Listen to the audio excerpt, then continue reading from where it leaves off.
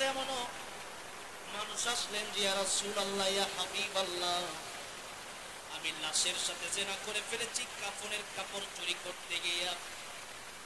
এই আরবে যাদেরকে কবর দেওয়া হয়, আমি গরিব মানুষ, সাধারণত কোনো চাকরি নাই, কাজকর্ম আমার নাই, কাফনের কাপড় শুধু আমি চুরি করি।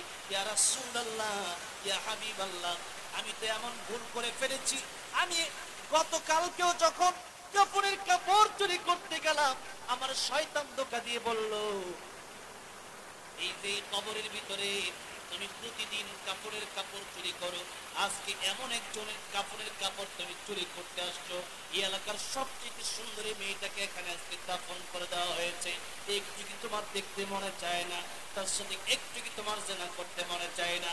ইয়া রাসূলুল্লাহ ইয়া হাবিবাল্লাহ, আমি কবরের ভিতরে যেই মাত্র তাকালাম, তাকায়া ওই মৃত নারীকে দেখে আমি পাগল হয়ে গেলাম।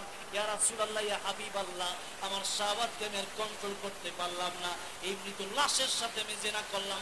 নবীজি তারা বের করে দিলেন, নবীজি বের করে দিলেন ঠিক, কিন্তু আল্লাহ রাব্বুল আলামিন ডাক দিয়ে বললেন, ইয়া রাসূলুল্লাহ ইয়া হাবিবাল্লাহ, আমার বন্ধু, আমার হাবিব, আপনি যে তারা বের করে দিলেন, বলেন তো রিজিকের মালিক কে? জিবরাইল আলাইহিস সালাম এই কথাটা নবীকে জিজ্ঞেস করেন, রিজিকের মালিক কে? নবী কই আল্লাহ।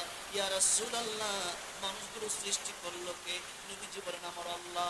ইয়া রাসূলুল্লাহ, ক্ষমা করার মালিক আপনি না আমার আল্লাহ? এবার নবী বলেন ক্ষমা করার মালিক আমার আল্লাহ।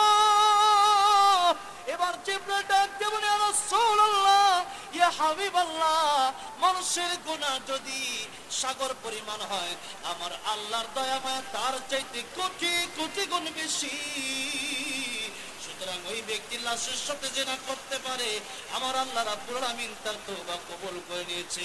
এমন কালা কাঁদলেন, দিন যায় রাত যায়, চোখ থেকে পানি বের হয়, রক্ত বের হয়, এখনো আল্লাহ রাব্বুল আলামিনের দরবার ছাড়ে না।